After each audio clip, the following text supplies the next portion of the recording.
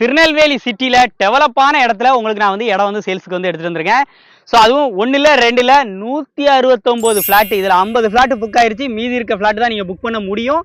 இந்த இடத்துல base 1, base 2, base 3, base 4 இந்த மாதிரி 8 ஃப்ளாட் இது வரைக்கும் வந்து பிடிச்சிருக்காங்க.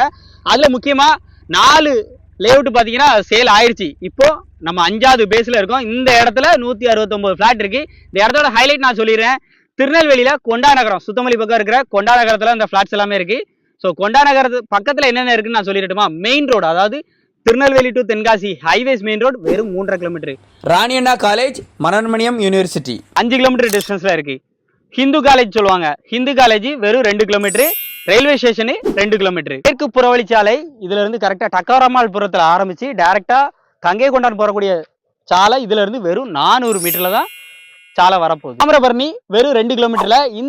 இந்த ரோடு பாத்தீங்கன்னா ஹைவேஸ் ரோடு. இந்த ஹைவேஸ் ரோடு வந்து திருநெல்வேலியில இருந்து முக்குடல் ரோடு, அது வெறும் 500 மீட்டர். கிங் ஸ்கூல்ல இருந்து உள்ள 70 அடி ரோட்ல நம்ம உள்ள வந்தோம்னா இந்த பிளாட்ஸ்க்கு வந்துடலாம்.